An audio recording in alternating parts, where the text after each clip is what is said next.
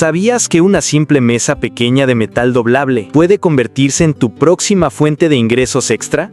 Hoy, en Construye Ya, te revelamos cómo hacer, paso a paso, un mueble compacto, resistente y funcional que no solo ahorra espacio, sino que se vende solo por su diseño inteligente y versatilidad.